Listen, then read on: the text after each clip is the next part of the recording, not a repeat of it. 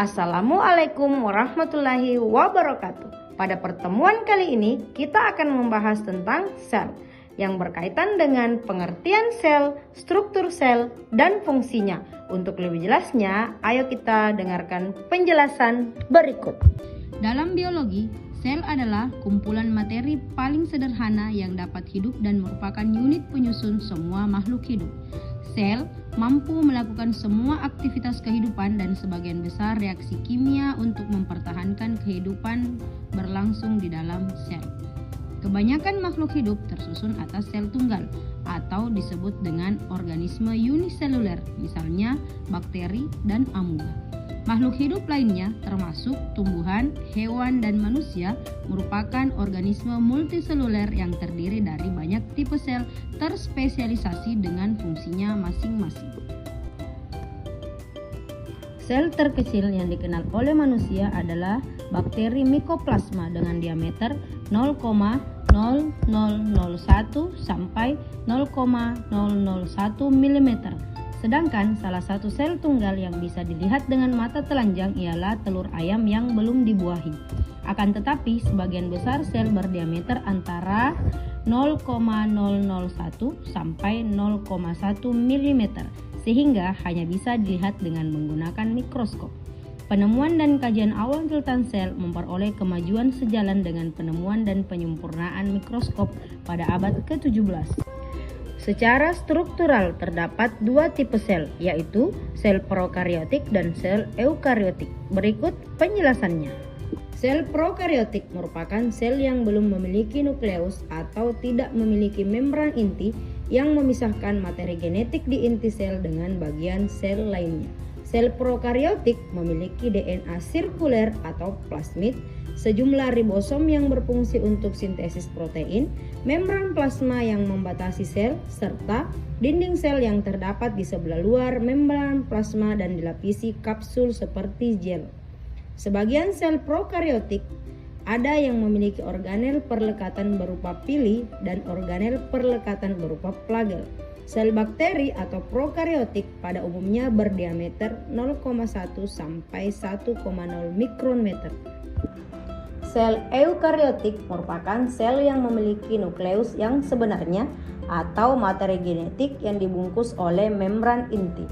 Pada sitoplasma atau daerah antara nukleus dan membran sel terdapat medium semi cair yang disebut sitosol, serta organel-organel sel yang sebagian besar tidak terdapat pada sel prokariotik. Sel eukariotik umumnya berdiameter 10 sampai 100 mikrometer. Struktur sel dan fungsinya. Sel memiliki bagian-bagian dan organel-organel yang berbeda bentuk, ukuran, struktur, dan fungsinya. Agar komponen sel dan fungsinya dapat dikaji, ahli sitologi menggunakan pendekatan biokimiawi yang disebut fraksionasi sel untuk mengisolasi komponen-komponen sel yang ukurannya berbeda. Struktur sel terdiri dari membran sel atau membran plasma. Membran sel merupakan lapisan tipis dengan ketebalan 8 nanometer yang dibatasi isi sel dengan lingkungan di sekitarnya. Membran sel bersifat selektif permeabel atau semi-permeabel karena hanya dapat dilewati oleh ion, molekul, dan senyawa-senyawa tertentu.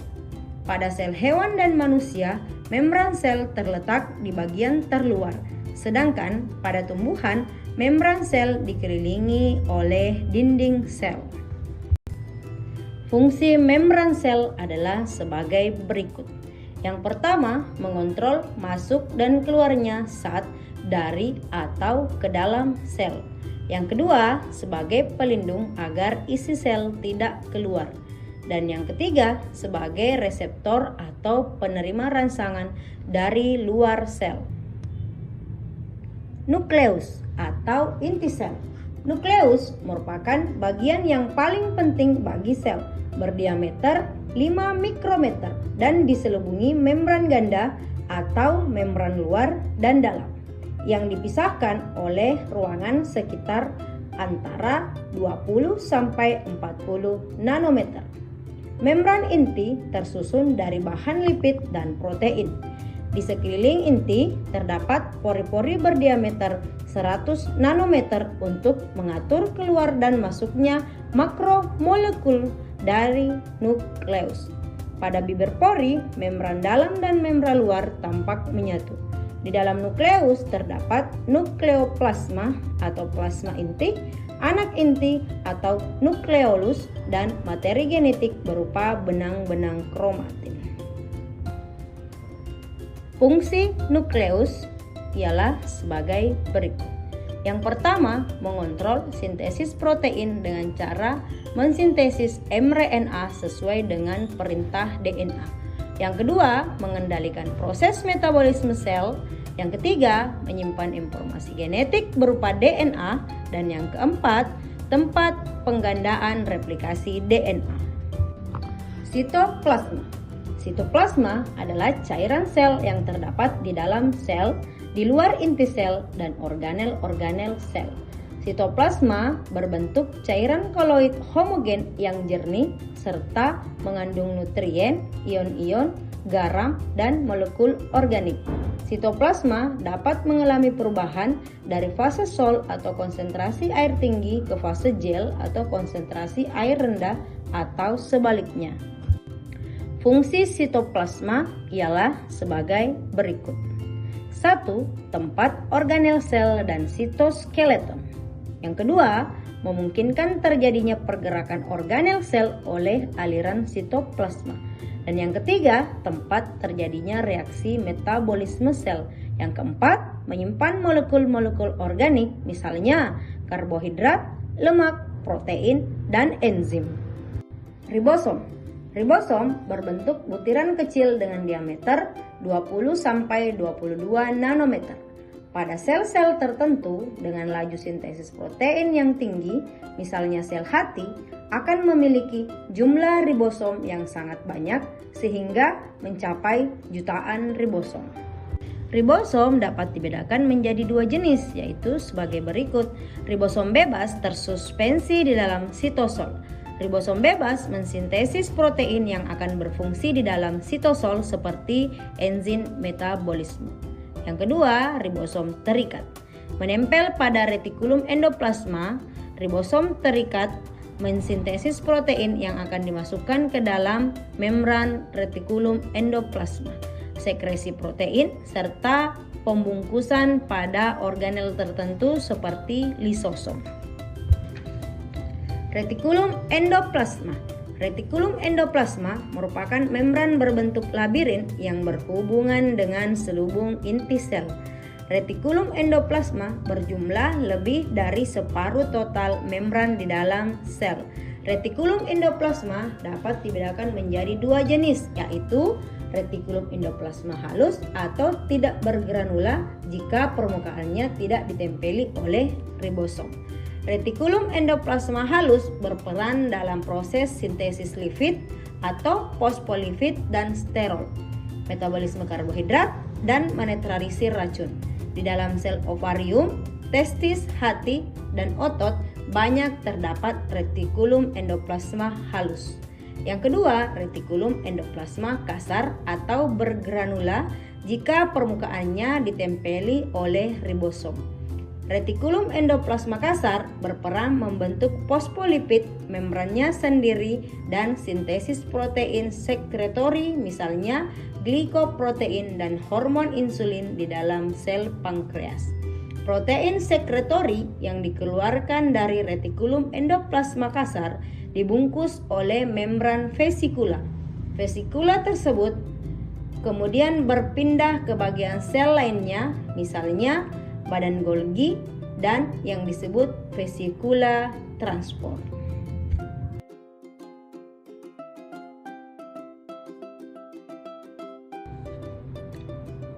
Badan Golgi atau aparatus Golgi. Badan Golgi terdiri dari tumpukan kantong membran pipi sisterna dan vesikula-vesikula. Badan Golgi berperan sebagai pusat produksi, pergudangan, penyortiran, dan pengiriman produk sel. Materi dalam vesikular transport dari retikulum endoplasma akan diterima oleh badan Golgi untuk dimodifikasi, disimpan, dan akhirnya dikirim ke permukaan sel atau untuk tujuan lainnya. Badan Golgi pada tumbuhan disebut diktiosom. Fungsi badan Golgi sebagai berikut. Yang pertama, berperan dalam sekresi atau membentuk vesikula yang berisi enzim untuk sekresi. Yang kedua, membuat makromolekul seperti polisakarida dan asam hyaluronat atau asam pelekat pada sel-sel hewan. Yang ketiga, membentuk akrosom pada spermatozoa yang berisi enzim pemecah selubung sel telur. Yang keempat, membentuk membran plasma dari vesikula-vesikula yang dilepaskan.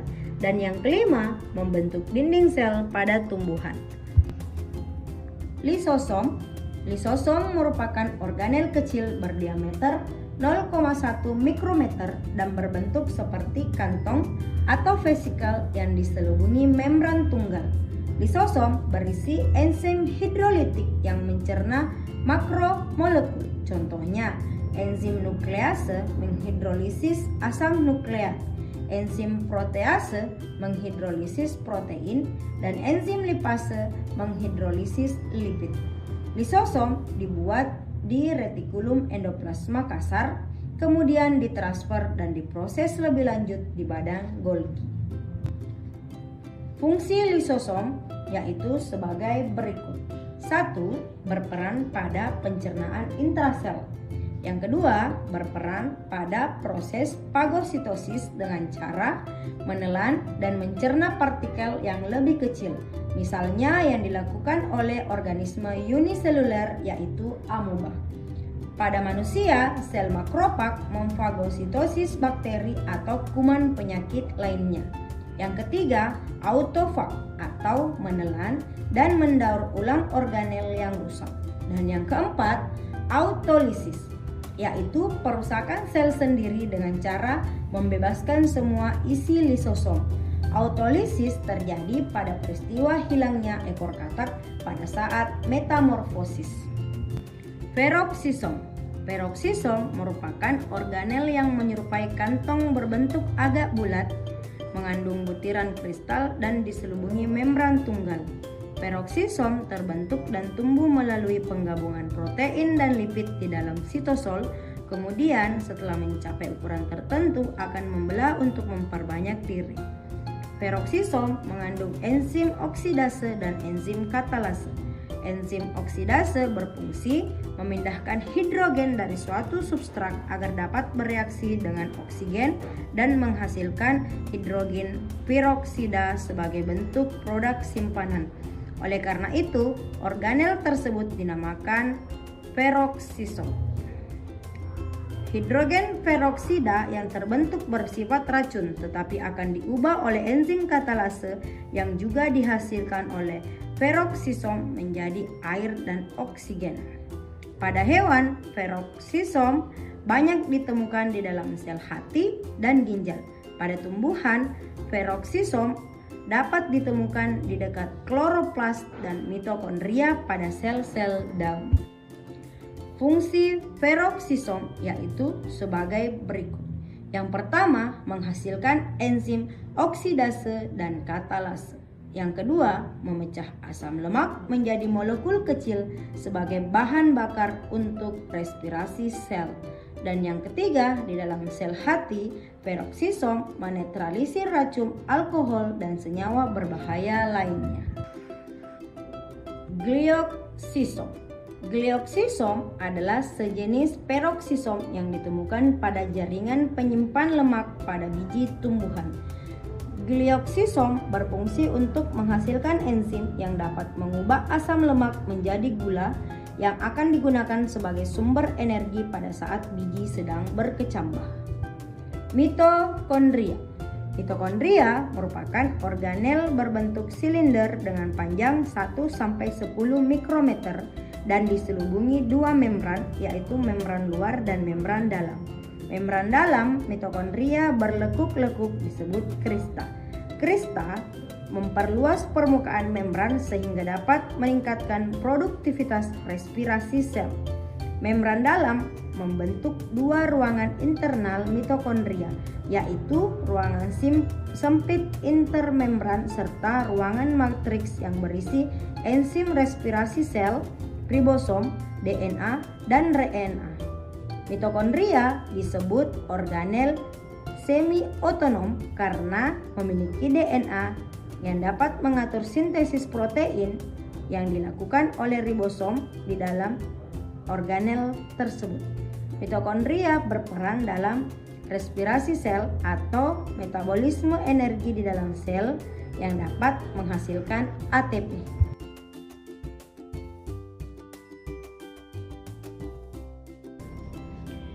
Plastida. Plastida adalah organel penyimpan materi yang diselubungi oleh membran ganda. Antara membran dalam dan membran luar dipisahkan oleh ruangan sempit intermembran. Plastida hanya terdapat pada sel tumbuhan dan alga atau ganggang. Plastida dibedakan menjadi 3 macam, yaitu sebagai berikut. Yang pertama adalah leukoplas, merupakan plastida yang berwarna putih atau tidak berwarna. Leukoplas terdapat pada sel-sel akar, umbi, dan biji. Berdasarkan jenis materi yang disimpan, leukoplas dibedakan menjadi amiloplas atau penyimpan amilum, elaioplas menyimpan minyak, dan proteoplas menyimpan protein. Yang kedua, kromoplas merupakan plastida yang mengandung pigmen selain klorofil hijau. Contohnya picoerythrin atau pigmen merah, phycocyanin atau pigmen biru, phycoxanthin atau pigmen coklat, atau karotin atau pigmen kuning.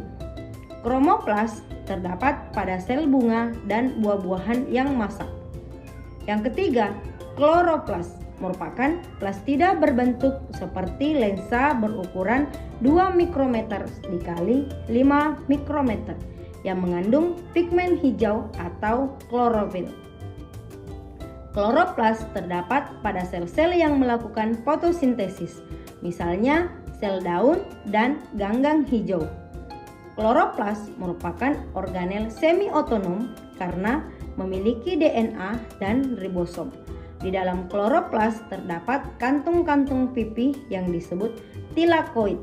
Tilakoid yang bertumpuk-tumpuk disebut grana.